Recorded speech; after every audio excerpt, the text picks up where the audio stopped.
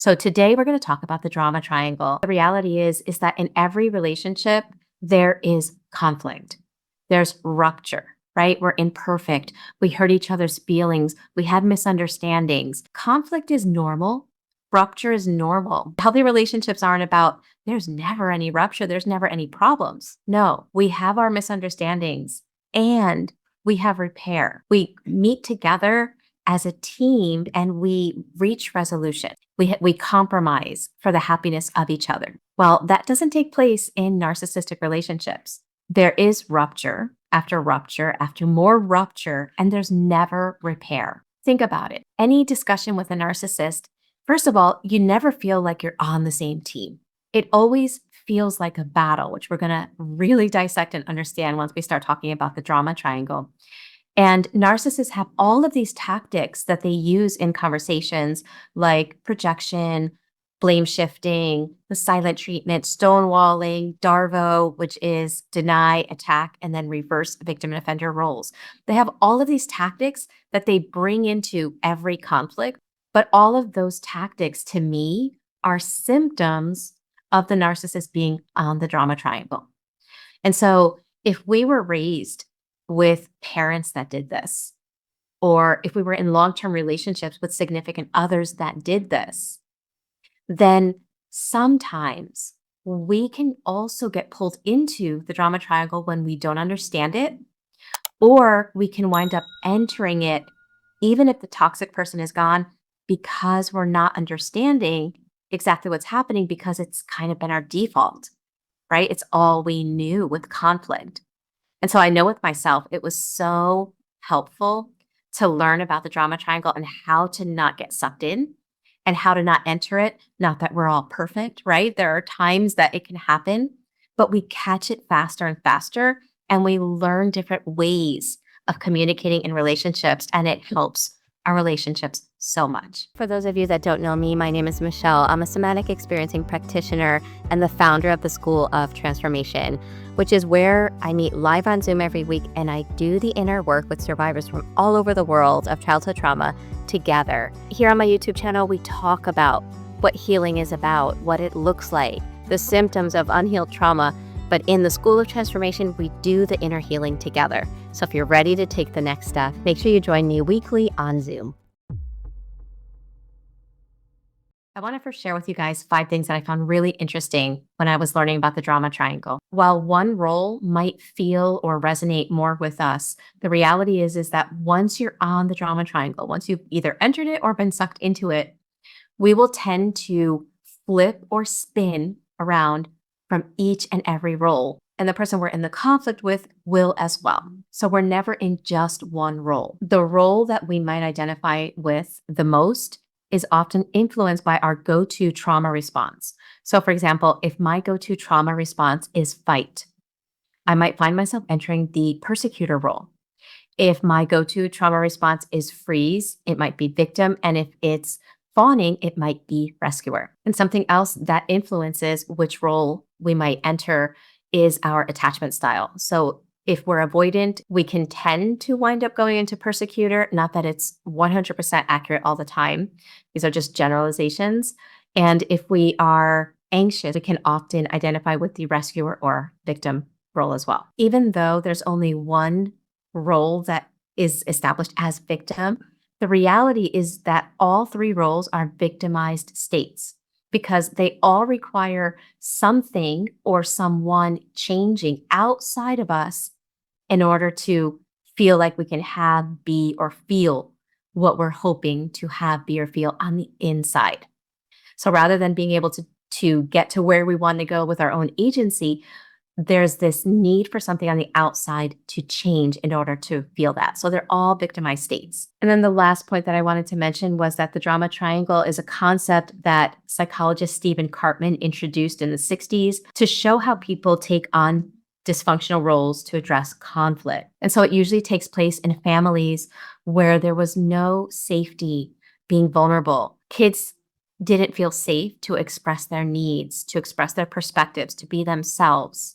And so the drama triangle is the way they communicate during conflict. And it's also a way to try to get your needs met without expressing vulnerability. So I think as we go into the information, that will become more clear. As I go over each role, we're going to try to address the unhealed wound that kind of drives a person into that role, the unconscious need that is trying to be met. We're going to look at how narcissists often are in this role, how people that aren't narcissists, and how sometimes if we don't uproot or heal the unconscious wound or the unmet need, then we can even be in a drama triangle, not even with people, but with patterns in our life. So that being said, let's start with the persecutor role. The persecutor role, the unhealed wound that pushes somebody to be in the persecutor role is often they were made to feel bad. So it's a shame wound. And there was a lot of chaos in the family. And so there was a need to have control. There's an unconscious need to feel like there's some kind of control. And since there was no stability with the adults, there's also a lack of trust in people, which is completely understandable. But oftentimes, that's what's driving it. The person that has these wounds and unmet needs doesn't want to feel bad. And rather than healing that wound and learning how to see themselves differently than how they were raised, since the wound is often unconscious, sometimes a person will enter the drama triangle trying to prove unconsciously that they are good. And so the way I see narcissists doing this, right, is you think about it, every conversation with a narcissist is never like two people conversing, trying to reach a common goal. Every single conflict feels like you're not a team, but you're enemies against each other. Because the narcissist is always like, I'm right, you're wrong. I'm good, you're bad, all the time. That's a sign of being in the persecutor role. So our unconscious needs and patterns are so strong, right? That when a narcissist is in a conflict and they are obviously the bad person in the sense that maybe their abuse is really obvious.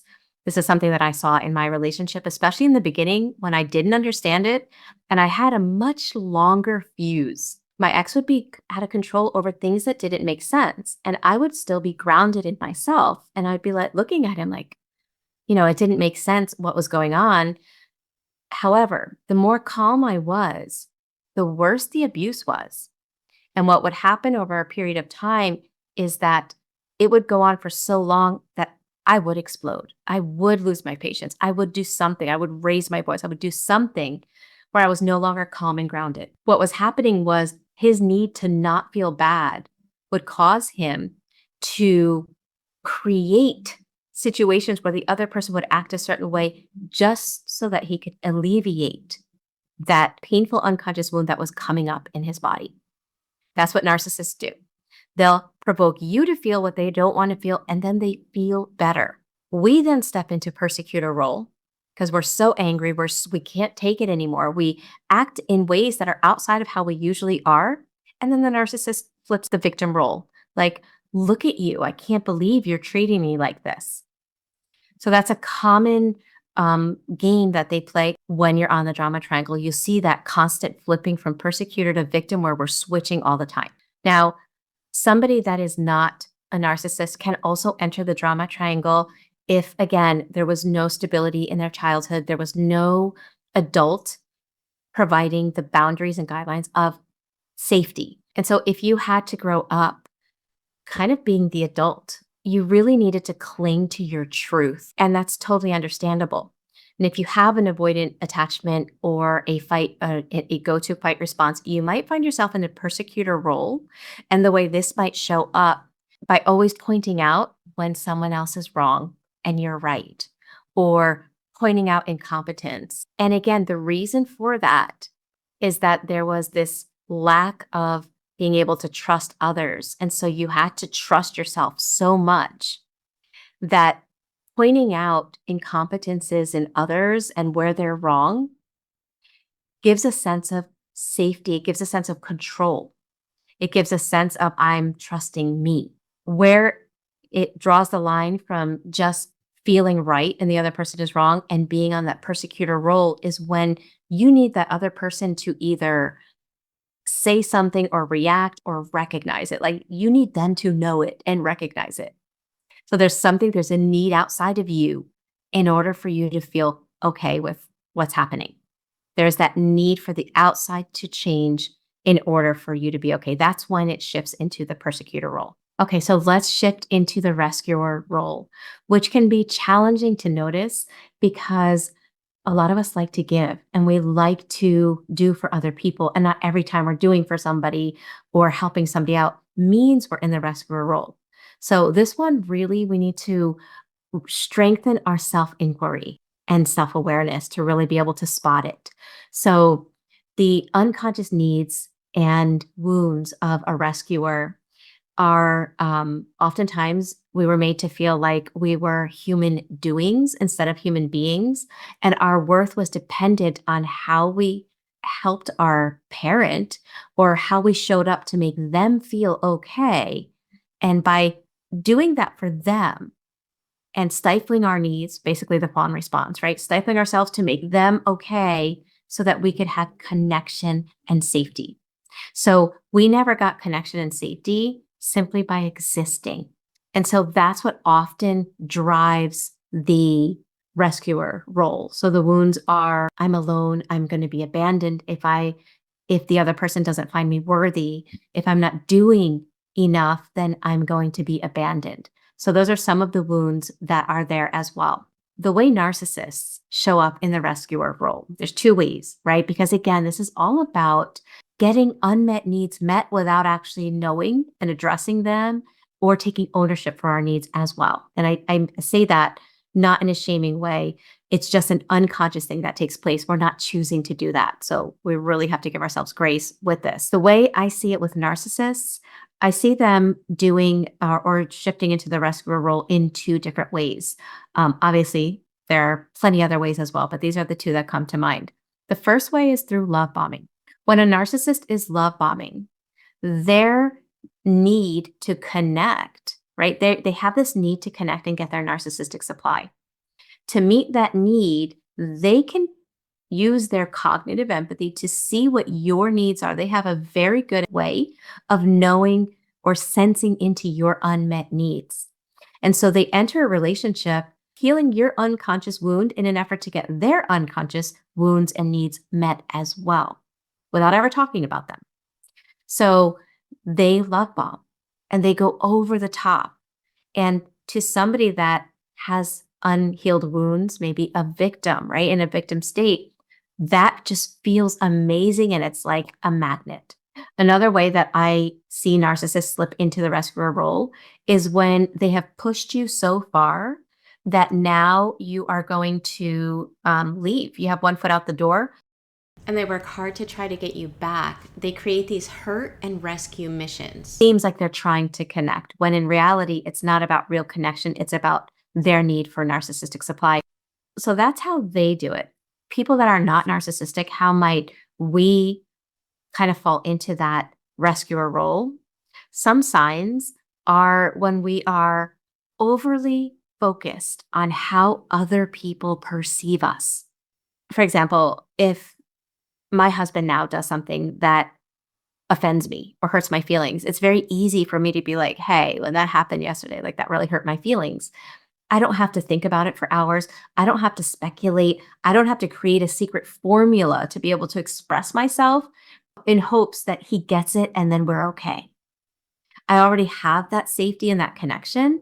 And so it's very easy to express myself without overthinking it. A big sign of being in that rescuer mentality is we're so overanalyzing how they respond. It's like we're trying to rescue them from their response so that we can have connection and safety.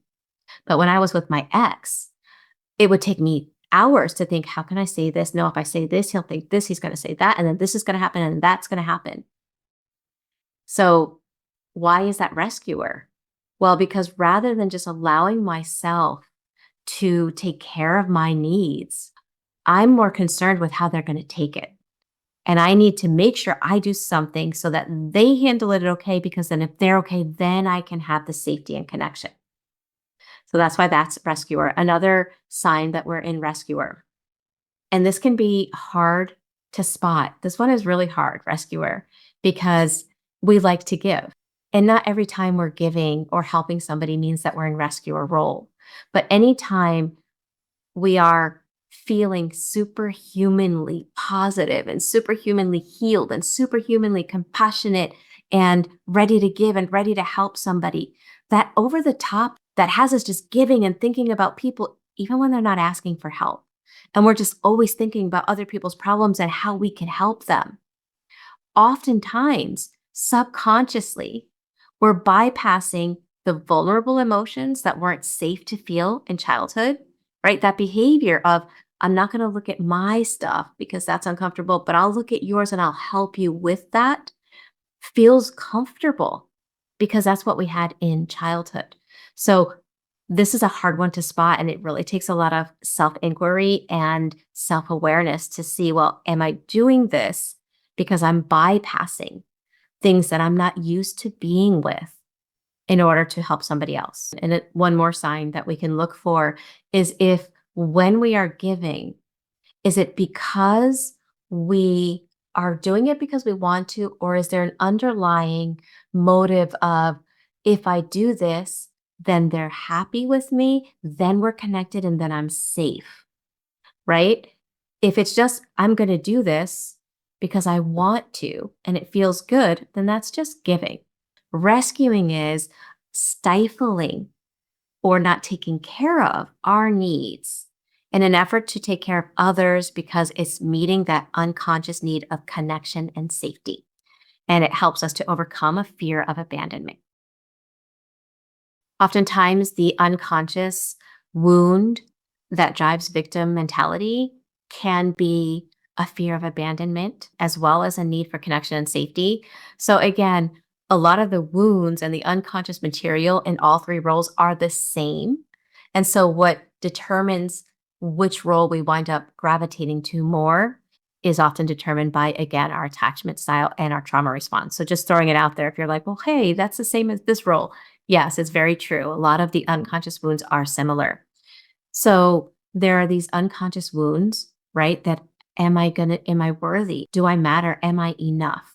And unfortunately, narcissistic parents oftentimes can train and condition at least one child to be in the victim role, where when the child is depending on the parent, right, and doing things exactly how the parent wants, they get something positive out of that. And so that child learns, I can't do for myself because then I'm not connected to my caregivers. And that means I'm in danger. And so they can get stuck in that victim role and that victim mentality. Then they grow up and they're never able to really function as adults because they become so dependent on the narcissist. That's something that I've seen. And remember that there's a difference between being a victim and having victim mentality, because anyone that had narcissistic family systems was a victim, because a victim is someone that experienced something horrible that was out of their control, right? There's nothing wrong with understanding that we were all victims to something that was out of our control. But victim mentality, there's kind of two parts. Like one part is feeling like, and because that happened, that's always going to happen and it's never going to change. And I'm always going to be a victim, combined with, unless something outside of me changes, then I can't change and come out of this victim mentality. If other people see me differently, then I can be different. So those are kind of two parts to it. And I say this, and I want to kind of share with you guys a quote again, so that we don't shame ourselves. A quote by a man named Viktor Frankl, who was a Holocaust survivor. Obviously, he was a victim. He was a victim of something out of his control, but he did not have victim mentality. And this is what he said. He said, everything can be taken from a man, but one thing, the last of the human freedoms, is to choose one's attitude in any given set of circumstances, to choose one's own way. He basically talked about how when we cannot change someone else or the circumstance, then we're challenged to change ourselves. When we're in victim mentality, remember, a lot of this is unconscious. I did this for more years than I care to admit. When I had that victim mentality, I wanted the other person to confirm the positive belief in me so that I could feel it. Because of the way I was being treated, I didn't feel lovable. But then I thought, well, I will only feel lovable if if I can get him to change and stop. Now, I wasn't really saying that with my mind. I didn't even know those were my thoughts, but that was the unconscious conversation that was happening. And the problem with that is I'm waiting and I'm taking my power and saying, I'm not going to feel lovable until you see it. And then I'll believe that I am.